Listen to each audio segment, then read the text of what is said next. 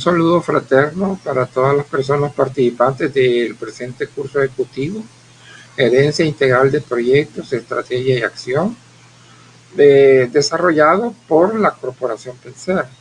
Agradezco a la corporación la oportunidad de colaborarle para el desarrollo de la unidad de aprendizaje 2, que se denomina Eficiencia en Proyectos.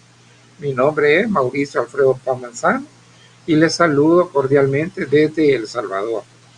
Lo primero que quiero señalar está en la denominación del curso, con las palabras, primero, integral, gerencia integral. Lo que quiere decir esto es que el director de proyecto, el gestor de proyectos, los ejecutantes, los que desarrollan proyectos, deben desarrollar también a su vez un pensamiento sistémico con visión holista. Ahora la tónica es considerar todas las aristas relacionadas con los proyectos BIM. Luego tenemos los otros dos conceptos, estrategia y acción. La estrategia es fundamental, corresponde a la corporación. Formulada en estos tiempos debe ser formulada de forma participativa, dirigida por la alta administración, pero generando verdadera participación. Entonces la estrategia no tiene sentido si no se pone en acción.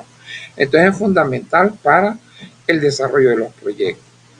Habiendo acotado eso, pasamos al objetivo de aprendizaje de la unidad.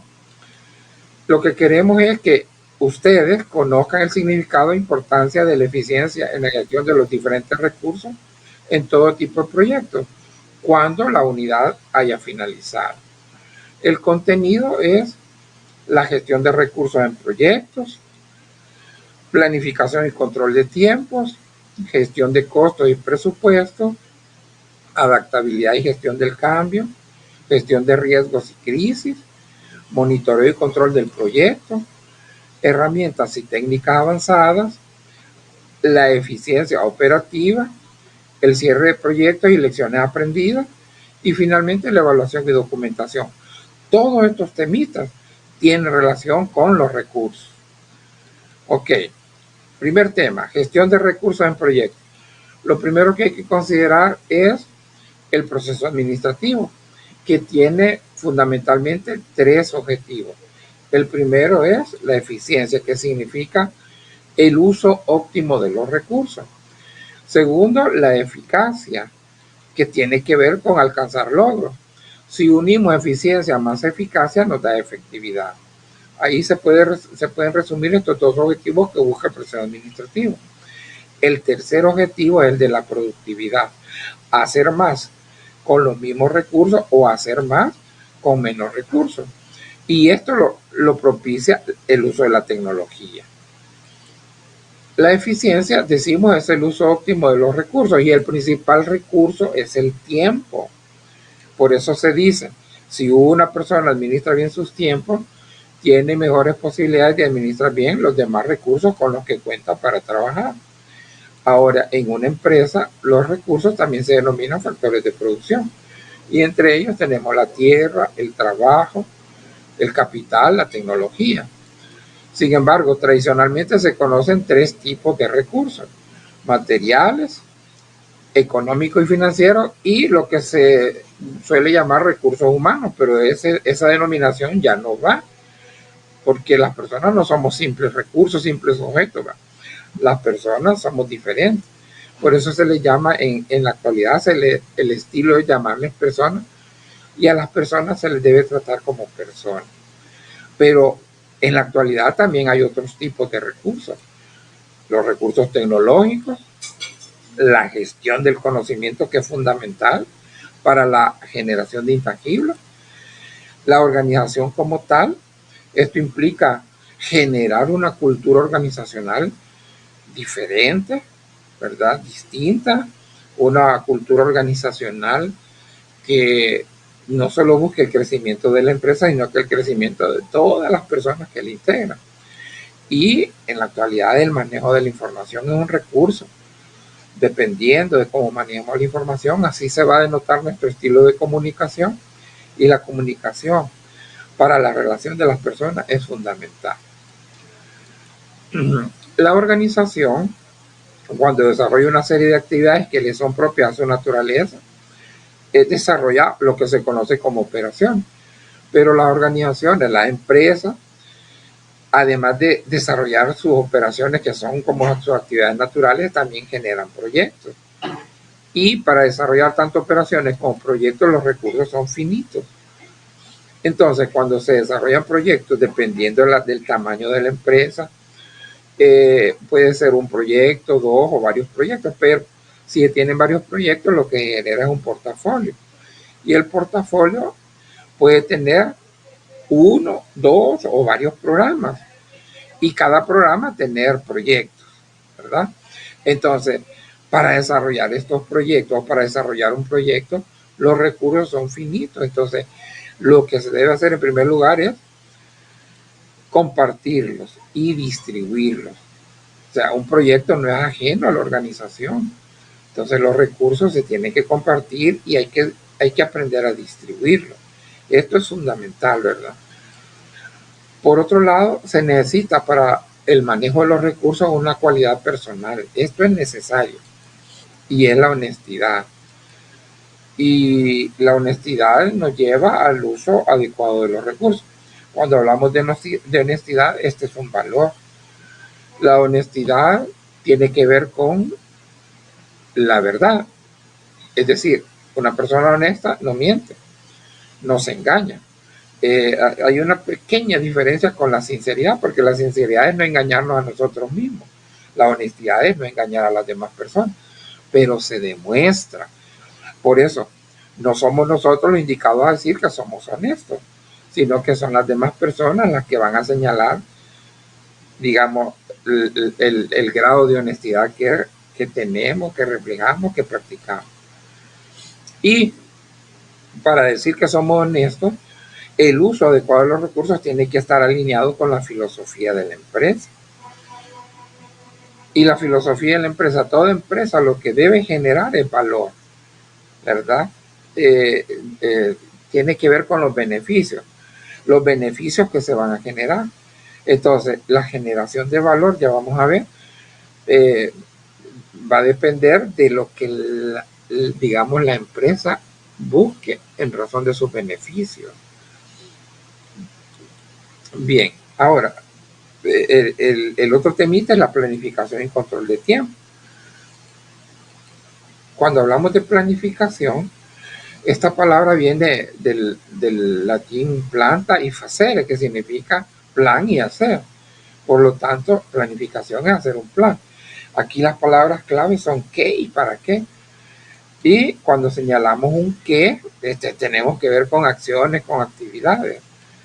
Y estas acciones no pueden estar desligadas de que queremos alcanzar algo.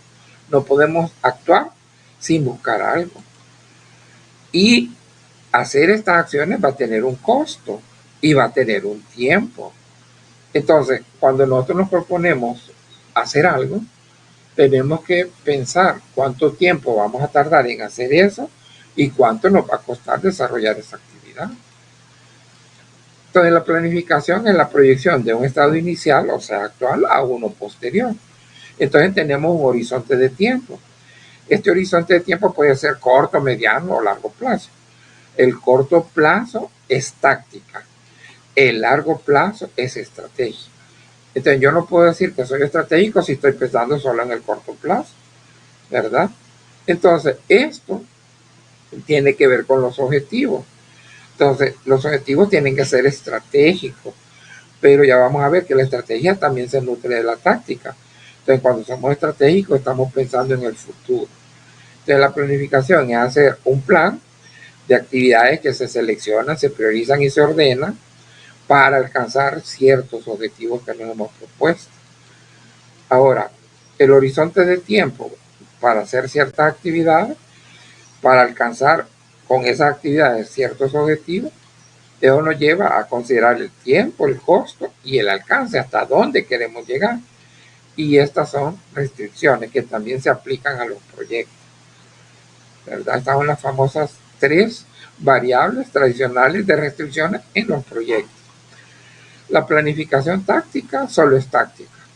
La planificación estratégica, además de ser estratégica, es también táctica. Entonces, perdón.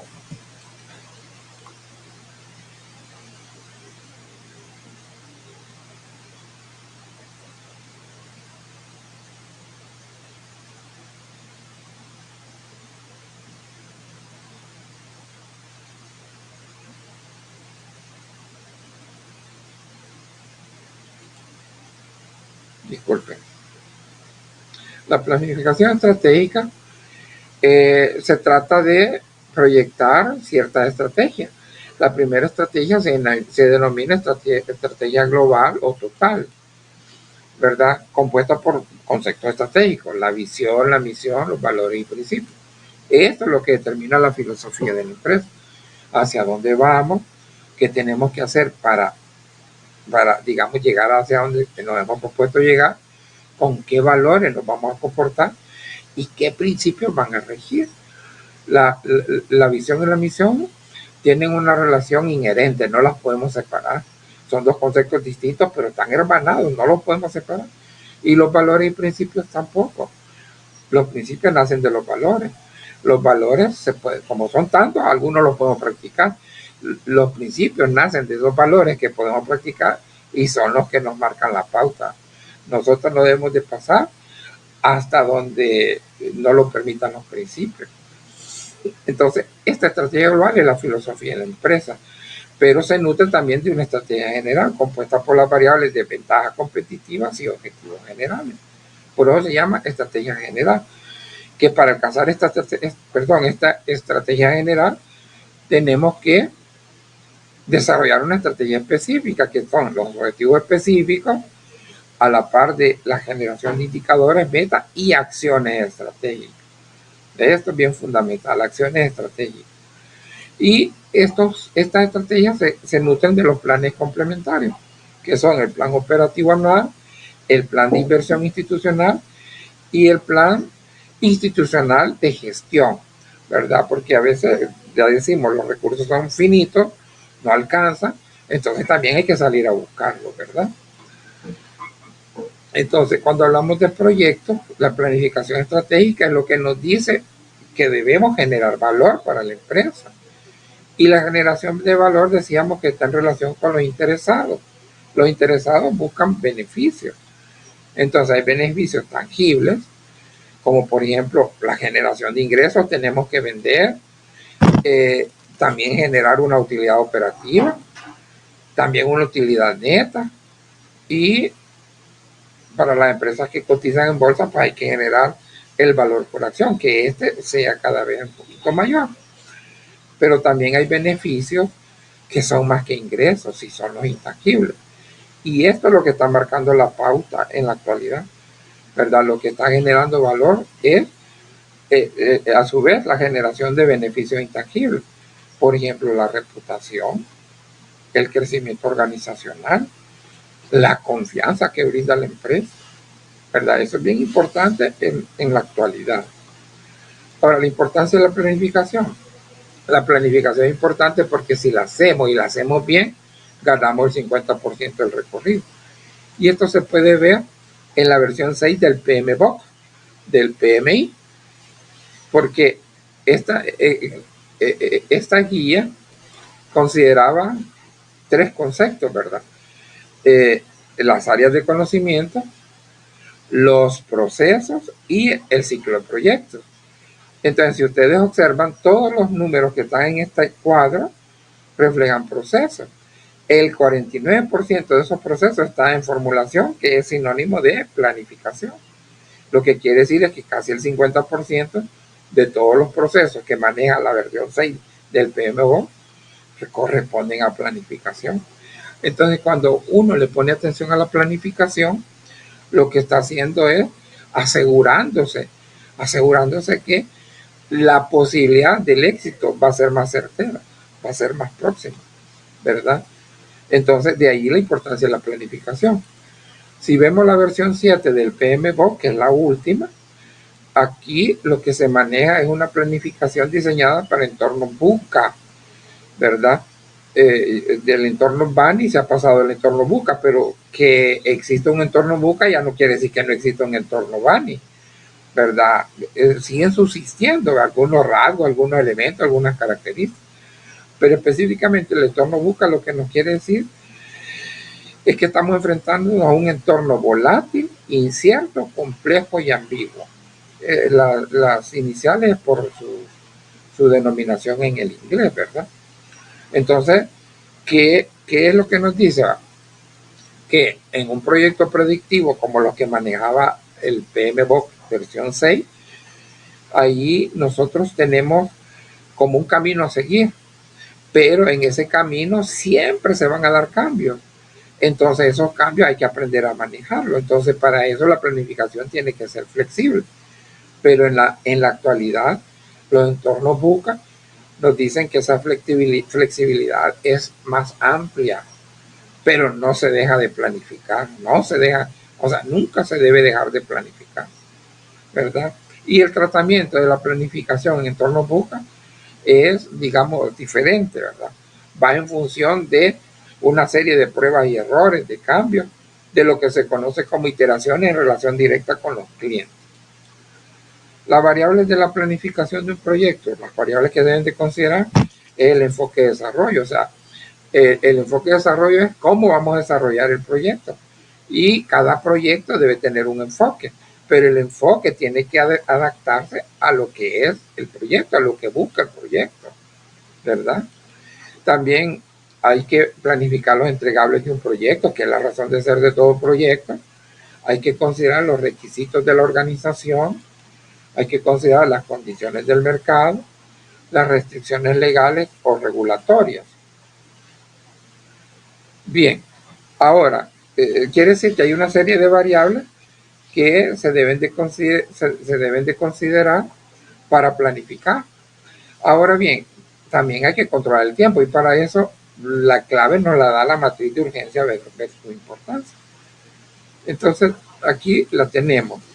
Por un lado la urgencia, por otro la importancia, y tenemos que hay actividades que urgen, otras que no urgen, otras que no son importantes, otras que sí son importantes.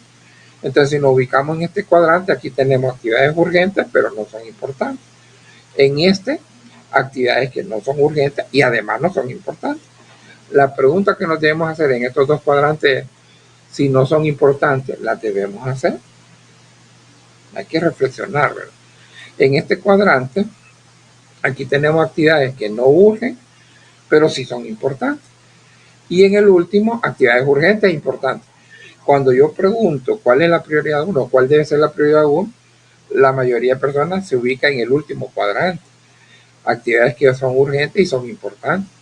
Pero realmente la prioridad 1 tiene que ser esta. Porque aquí es donde planificamos, aquí es donde nos organizamos. Y solo excepcionalmente este cuadrante, la actividad de este cuadrante tiene que ser la prioridad 2. Porque si nosotros trabajamos en la prioridad 2, siempre vamos a estar estresados, presionados, ¿verdad? Desesperados. Vamos a andar corriendo, apagando incendios. Y eso no es justo. El trabajo se debe disfrutar. Para eso organicemos, planifiquemos, organicemos, para que en algunos momentos va a ser urgente que dejemos eso que tenemos programado, pero después que ataquemos digamos, el imprevisto o lo que ha sucedido, la crisis, regresamos a lo que tenemos planificado realizar. Ahora bien, ¿qué define? Ahí decimos que la prioridad 2 solo excepcionalmente va a ser la prioridad 1. ¿Qué define lo importante? Los objetivos, ¿verdad? Si algo que vamos a hacer, una acción que vamos a hacer no tiene nada que ver con los objetivos, mejor no la hagamos porque lo que vamos a hacer es perder el tiempo. Entonces los objetivos es el concepto que marca el rumbo tanto de las personas, la vida de las personas, como la vida de las empresas. Ahora bien, el recurso base en la eficiencia del proyecto es el cronograma de actividades. Entonces tenemos que ponerle atención al cronograma de actividades. ¿Qué actividades son las que debemos realizar para obtener los logros que buscamos?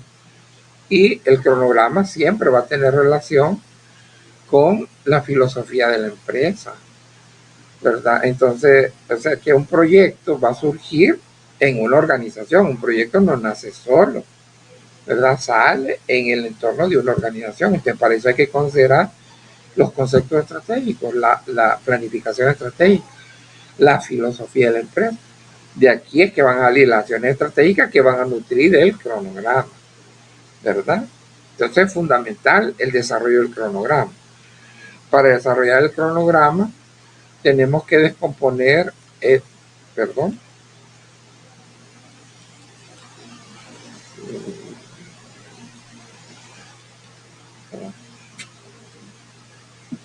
me escapó.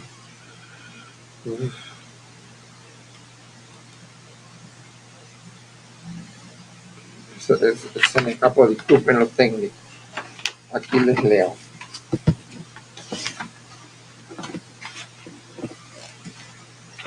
O sea, primero decimos que para el desarrollo del cronograma tenemos que descomponer el alcance en actividades específicas, secuenciar las actividades, determinar las dependencias, estimar esfuerzo y duración, asignar personas y recursos a la actividad y ajustar la secuencia de las estimaciones hasta tener el cronograma que va a ser aprobado. Entonces, aquí lo fundamental es que las actividades se tienen que estimar para la actividad, una duración. Y la duración de la actividad se puede hacer en función de un juicio de expertos, como lo maneja el PMBOK, ¿verdad? El juicio de expertos es hacer grupos vocales con personas que conocen el tema para que nos digan qué tiempo puede durar determinada actividad. O una estimación análoga si tenemos información histórica, ¿verdad? Si ya tenemos experiencia en eso. O una estimación paramétrica o una estimación por valores donde se utiliza el método PERT, ¿verdad? Donde se conoce que hay una duración esperada, una duración optimista, una duración probable, una duración pesimista.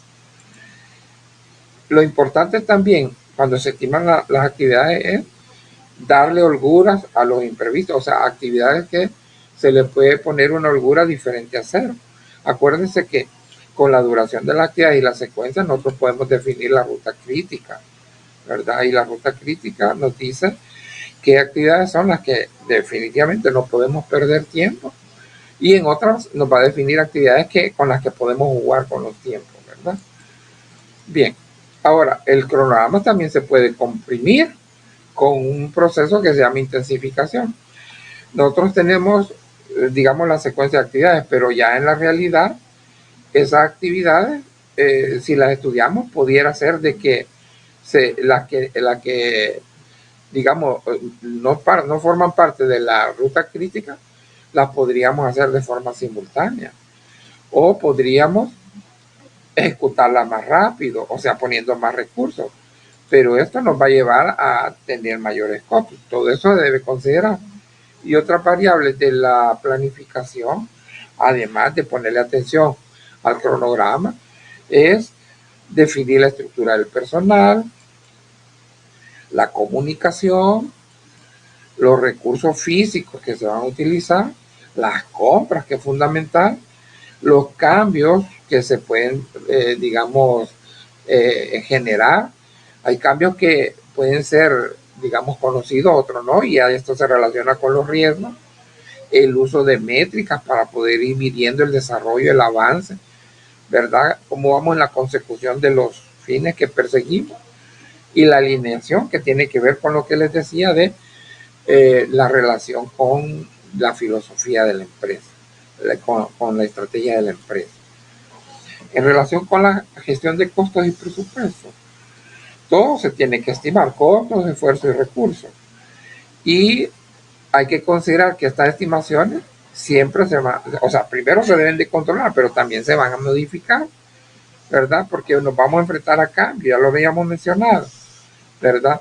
Y en la medida como modifiquemos las estimaciones, nosotros vamos a reducir la incertidumbre. Para estimar tenemos que considerar algunos criterios.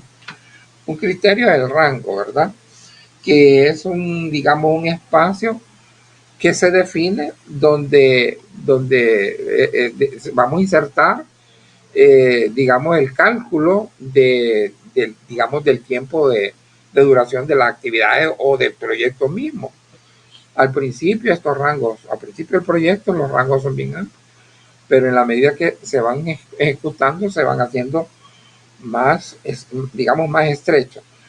El rango tiene que tener también exactitud, tiene que tener precisión para generar confianza. Esto lo que quiere decir es que el rango, cuando tiene exactitud, nosotros procuramos que sea lo más pequeño posible. Ahí vamos a tener precisión, sí, justamente con la realidad, con la ejecución, ¿verdad? La estimación de los costos se presenta en ese rango más pequeño y eso nos va a brindar confianza. Ahora, esto va a depender, la base, la experiencia de la persona y la calidad de la información, ¿verdad? Para poder definir bien, para poder estimar o calcular bien, digamos, los costos, el esfuerzo y los recursos. Ahora, algo importante en la estimación de costos es que se debe calcular en detalle el costo de cada actividad. Cuánto va a costar, qué tiempo nos va a llevar y qué recursos vamos a requerir. Hay que definir los costos tanto directos como indirectos. Hay que controlar bien su salida y tomar decisiones. Y obviamente la realización de ajustes. Ahora, es importante considerar que hay una serie de procesos. Entonces, un proceso también importante para estimar los costos es las compras. ¿Verdad? Siempre tenemos que tener en la mira que las compras de insumos, materiales, otro tipo de recursos, esas compras tienen que ser con el menor costo posible. Hay que procurar. Para eso hay que manejar con los proveedores. Hay que tener un banco de proveedores. Hay que tener características de los proveedores. Digamos, los proveedores más adecuados para determinados fines. Y en función de eso, pues también manejar los otros procesos. Es importante el proceso del almacenamiento. Mientras menor sea, mejor es. La logística, forma, cómo vamos a realizar la distribución. Y esta distribución nos va a derivar en la entrega, en el proceso de entrega. Pero también es fundamental estimar costos de promoción y costos de postventa para estar cerca de los clientes. Muchas veces la promoción y la postventa se descuidan, ¿verdad? Pero las actividades que generan la permanencia de las empresas, de las organizaciones, es que sigamos promoviendo, ¿verdad? Si no vean esa promoción sin fin de empresas como la Coca-Cola, como la Pepsi-Cola, etc. Ahora, algo bien importante es el proceso de entrega, porque es lo que tiene que ver con los entregables. Y los entregables pueden ser intermedios o finales. Finales, producto final. Intermedios, cuando desarrollamos, digamos, un insumo o un producto que va a servir para, digamos, internamente para el desarrollo de actividades que van a realizar tal vez otras unidades de la misma empresa. Ahora, los entregables tienen que corresponder a los requisitos de los interesados.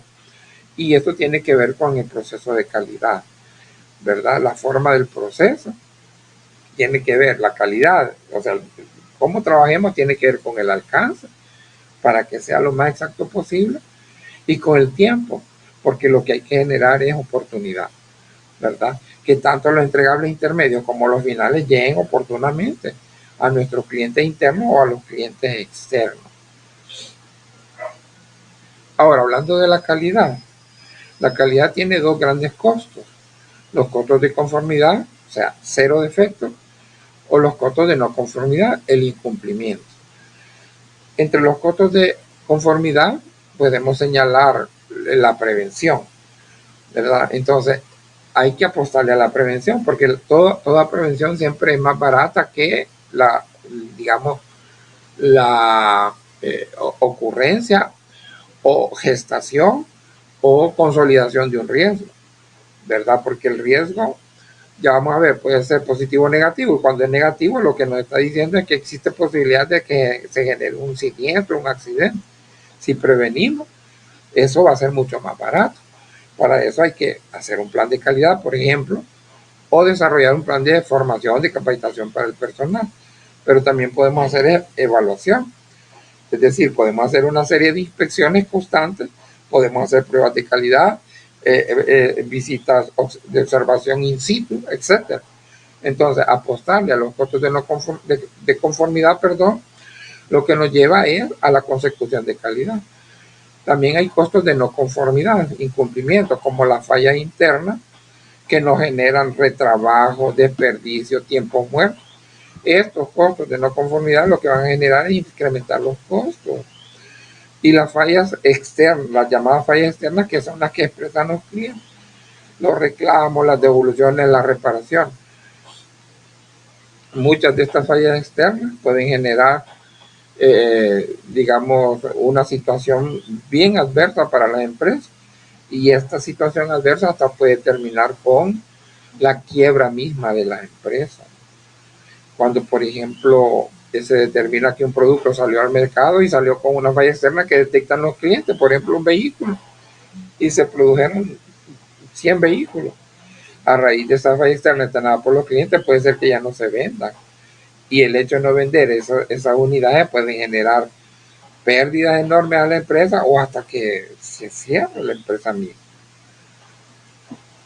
Ahora, en relación con el presupuesto, bueno, el presupuesto es la proyección de ingresos menos costos, también cambia o evoluciona, ¿verdad? Se calcula a partir del enfoque de desarrollo. No es lo mismo el presupuesto para un proyecto predictivo, que suelen ser más altos. Por ejemplo, un proyecto de construcción, ¿verdad?, de un edificio, de un puente, de una carretera.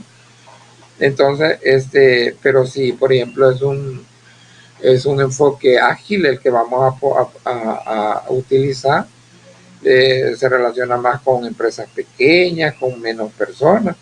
Entonces, el presupuesto va a ser mucho menor.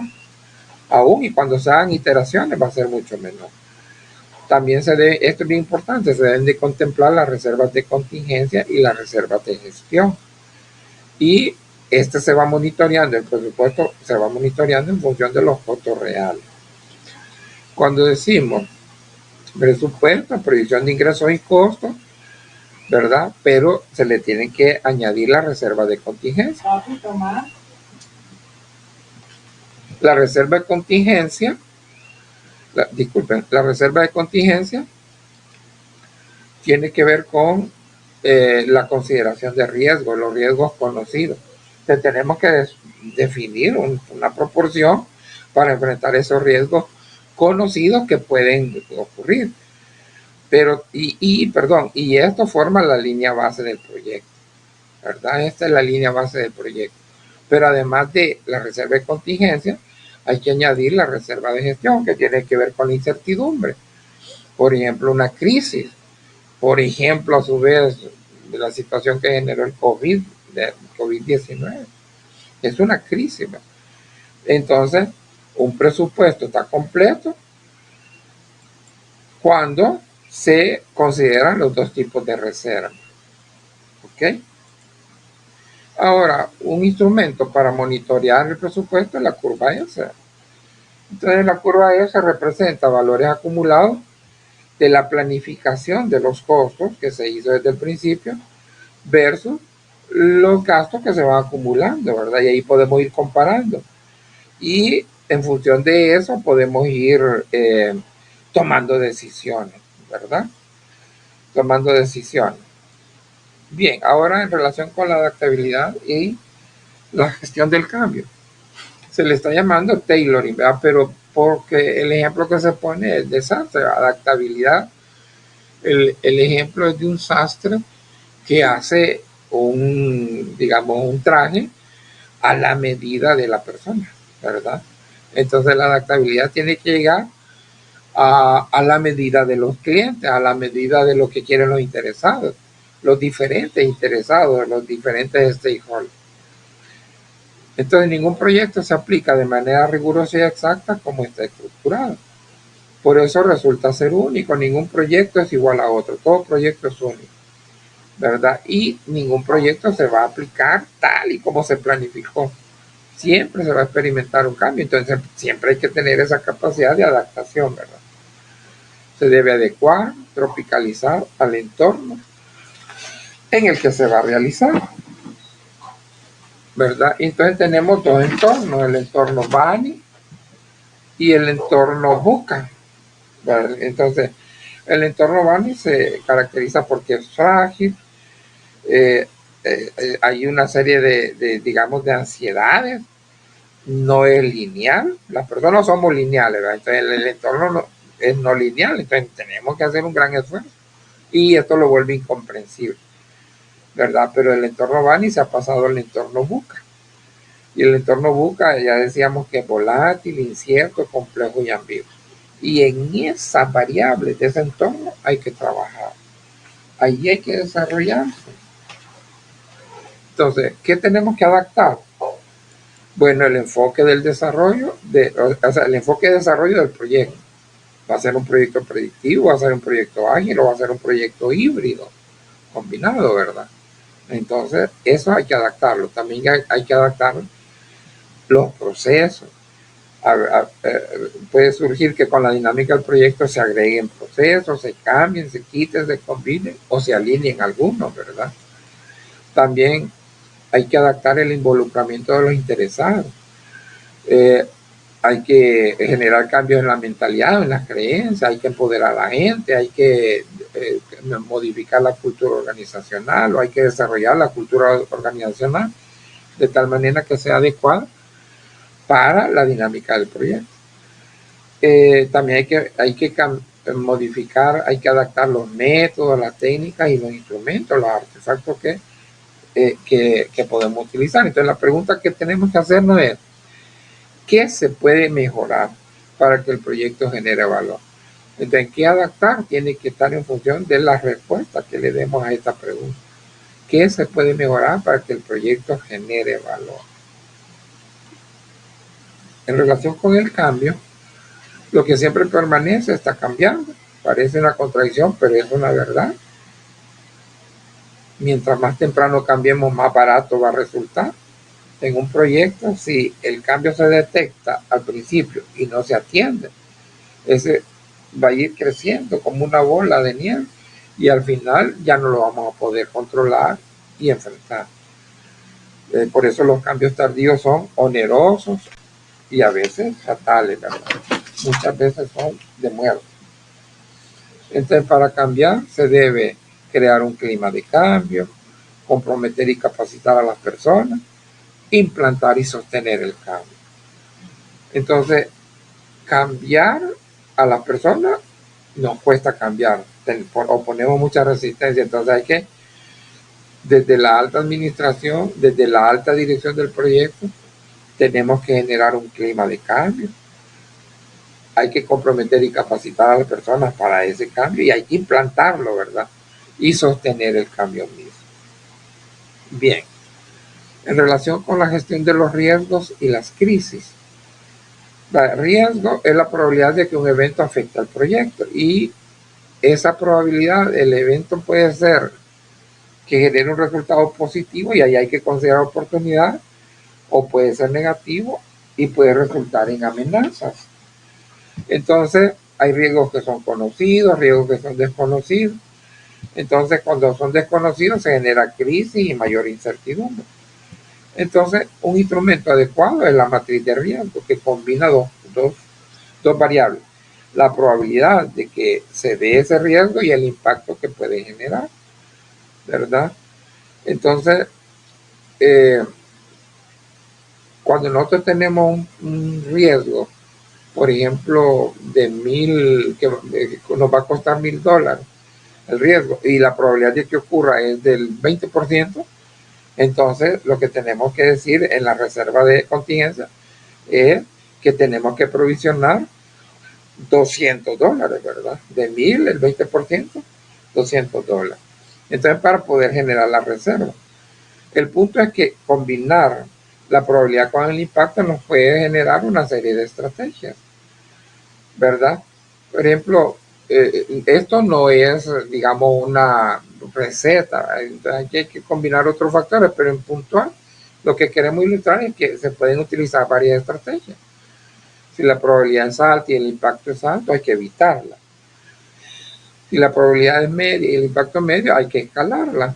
Entonces, quiere decir que escalar el riesgo quiere decir que se va a pasar a otras instancias, ¿verdad? Para que, digamos, la decisión se tome a un nivel superior. Media baja, transferir, podemos transferirlo a otras instituciones o a otras instituciones que podrían acompañarnos en el esfuerzo. Si es baja y media, podemos mitigar. O si es baja, baja, aceptarlo. No nos va a afectar porque como tanto la probabilidad de que ocurra como el impacto es baja. Entonces aquí tenemos una serie de estrategias que podemos seguir para enfrentar las amenazas. Ahora tenemos las oportunidades. ¿Verdad? Si la probabilidad es alta y el impacto es alto, hay que explotar hay que generar cómo vamos a explotar esa estrategia, ¿verdad? O perdón, ese riesgo. ¿verdad? Si es media media, escalar, ¿verdad? Lo pasamos para otra instancia superior, se comparten con otras instituciones, ¿verdad? O se mejora, ¿verdad? La probabilidad es baja, pero se mejora de esa probabilidad para que ocurra porque nos va a beneficiar. Y si es baja, baja, pues se acepta, ¿verdad? Entonces aquí tenemos una serie de estrategias que podemos estudiar despacio, detenidamente, para poder manejar bien los riesgos. En relación con el monitoreo y control del proyecto, tiene que ver con el desempeño del trabajo. Entonces, el seguimiento y control es sobre el desempeño del trabajo. Hay que revisar los procesos, el equilibrio de las restricciones, cómo está el alcance, el costo, el tiempo, la calidad. Estamos conservando el enfoque del equipo, estamos generando valor, estamos con equipos de alto rendimiento. Es la comunicación y involucramiento, cómo estamos manejando la información, las formas de comunicación, cómo estamos gestionando los recursos físicos, estamos almacenando, qué tipo de almacenaje, qué tipo de logística, cómo estamos entregando los entregables, cómo estamos gestionando las compras y estamos midiendo el aprendizaje a lo largo del proyecto, ¿verdad? Estamos sistematizando o estamos esperando al final del proyecto para sistematizarlo. Lo mejor es irlo sistematizando constantemente y las lecciones aprendidas no necesariamente se van a aprender al finalizar el proyecto. Se puede ir aprendiendo con la dinámica misma del proyecto. Entonces, ¿qué podemos hacer para el monitoreo y control del proyecto? Inspecciones, pruebas, revisiones, desarrollo de informes periódicos, evaluaciones, reuniones formales e informales. Las reuniones informales parecería que no tienen valor, pero ahí se pueden tomar decisiones estratégicas, decisiones que pueden pasar a ser estratégicas. Entonces no hay que demeritarlas. También se pueden hacer iteraciones si estamos en un ambiente o en un entorno ágil. Y lo que decíamos, hay que sistematizar y hay que ir aprendiendo, ¿verdad? Y estas dos últimas en la medida que vamos desarrollando el proyecto. Esto es herramientas y técnicas avanzadas que tienen que ver con la tecnología, con el uso de software, de hardware, y ahora en los últimos tiempos pues hay que utilizar la inteligencia artificial, ¿verdad? Con todo y digamos sus dilemas éticos, hay que aprender a utilizar la inteligencia artificial y en buena medida de forma ética, de tal manera de que lo que busquemos sea bien utilizado. Ok, acuérdense de que quien dirige un proyecto tiene que demostrar honestidad. Entonces, la inteligencia artificial no hay que verlo como una amenaza, o sea, es un riesgo que genera una amenaza, sino que genera una oportunidad. Y tiene que ver con los procesos, o sea, el uso de herramientas y técnicas avanzadas tiene que ver con la tecnología y tiene que ver con la tecnología que facilite los procesos, los métodos y las técnicas y los instrumentos, ¿verdad? Eso es lo que podemos mencionar. Ahora, si hablamos, por ejemplo, de software, ahora abundan los software, entonces es difícil que los aprendamos a manejar todos, pero con que manejemos bien unos pocos, eso nos puede cualificar, ¿verdad? Ahora, en relación con la eficiencia operativa, Operativa tiene que ver con las operaciones. Y obviamente recordamos que esto es el uso óptimo de los recursos. Pero la eficiencia operativa, que quiere decir trabajemos bien, ¿verdad? Trabajemos con calidad, trabajemos utilizando bien nuestros tiempos, trabajando en lo que es importante. No puede desligarse de la estrategia, de la generación de valor, de la generación de beneficios y de los objetivos de la organización. No podemos desligarlo. Si solo trabajamos a nivel de operación, entonces puede ser que entremos en el síndrome de la procrastinación, ¿verdad? Que vamos a estar trabajando y lo podemos estar haciendo bien, pero no sabemos para qué. Ok. La eficiencia operativa también tiene que ver con el uso de métricas, es decir, desarrollar indicadores, ¿verdad? Los famosos KPI. Y desarrollar estos indicadores tiene que ver con equipos de alto rendimiento.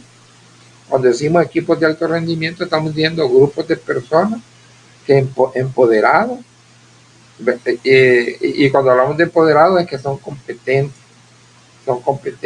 tienen una serie de habilidades, y estas habilidades son interpersonales y son habilidades técnicas. Interpersonales porque tiene que ver con la creatividad de las personas y también con la innovación, pero la innovación, cuando ya estamos utilizando la tecnología, la innovación tiene un mayor grado cuando viene de la técnica, ¿verdad?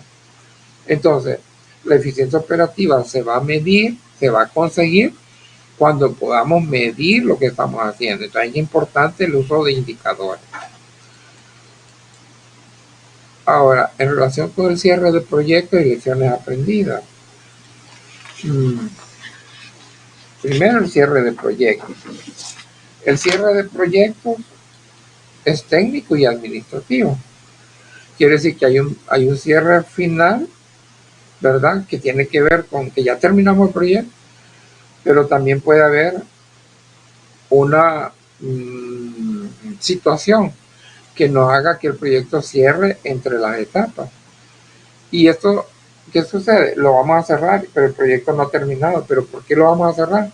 ¿Por qué? Porque es mejor perder lo menos posible. Hay proyectos que no deben de terminar, ¿verdad? Porque no van a alcanzar los resultados que se buscan y lo que va a generar son pérdidas mayores. Entonces lo que hay que hacer es evitar pérdidas mayores. Esto con el cierre del proyecto. Ahora bien, con la sistematización, lo que se debe sistematizar son todo lo que hemos hecho y todo lo que hemos logrado en acierto y lo que hemos generado de errores, ¿verdad? Y de ambos van a surgir las lecciones aprendidas. Entonces, todo esto se debe documentar, ¿verdad? Entonces, si no documentamos constantemente, no vamos a tener, digamos, el material para poder sistematizar y obtener lecciones aprendidas. Entonces tenemos que ir documentando los avances, ¿verdad? El grado de avance del proyecto. Y al final la documentación es lo que va a generar que el proyecto sea único. Cada proyecto genera su propia estadística, su propio documento, su propio informe, y eso le da unicidad. En relación con la evaluación y documentación, vaya, la evaluación tenemos que verla desde el punto de vista del ciclo del proyecto, ¿verdad? Entonces, la evaluación se tiene que hacer en la etapa de formulación, en la etapa de ejecución y monitoreo y en el cierre, ¿verdad? Cuando ya tenemos el cierre es que estamos midiendo el impacto. Entonces tenemos una evaluación. El impacto, la medición del impacto no se tiene que hacer al solo cerrar el proyecto, sino que 3 o 6 meses después para de verdad medir lo que se ha generado. Pero en relación con la evaluación misma, hay una evaluación ex ante, hay una evaluación in situ y la evaluación ex post, que es la que tiene que ver con el impacto. Y el objetivo de la evaluación es mejorar. Por eso es que no se va a evaluar el proyecto cuando haya finalizado, se tiene que evaluar en cada una de las etapas del ciclo proyecto, ¿verdad? Ahora, la medición del impacto es la que nos va a decir realmente, ¿va?, si el proyecto funcionó, si el proyecto alcanzó los fines que perseguía desde el principio. Ahora, en relación con la documentación que tiene que ver con sistematización, es importante el manejo de la información, ¿verdad? La información tiene que fluir, no tiene que esconder. Mientras más información se genere, mejor va a ser la toma de decisiones. Y claro, esto tiene que ver con la comunicación, con las formas de comunicación. Entonces, tanto la información como la comunicación, lo que tiene que trasladarse son aspectos cualitativos y cuantitativos. Aspectos cualitativos y cuantitativos. Bien, con esto podemos concluir, ¿verdad? La gestión eficiente de los proyectos deriva en el uso óptimo de los recursos, tanto tangibles como intangibles. Y ello requiere honestidad en las personas para alinear dicha gestión a la filosofía empresarial u organizacional. Entonces es clave, ¿verdad?, para el manejo eficiente de los proyectos. Es clave que lo que hagamos esté alineado con la filosofía de la empresa, ¿verdad? Y al final esa eficiencia nos va a marcar un uso óptimo de los recursos con los que contamos para el desarrollo del proyecto mismo. Bien, con esto hemos finalizado, solo revisamos el objetivo y así, aunque sea así, digamos, de una forma muy rápida, lo que pretendíamos es haber logrado que ustedes hayan conocido el significado e importancia de la eficiencia en la gestión de los diferentes recursos en todo tipo de proyectos. Es el significado de la eficiencia y la importancia de esa eficiencia es vital, ¿verdad?, para el éxito del proyecto. ¿Ok? Muchas gracias para todos. Muchas gracias.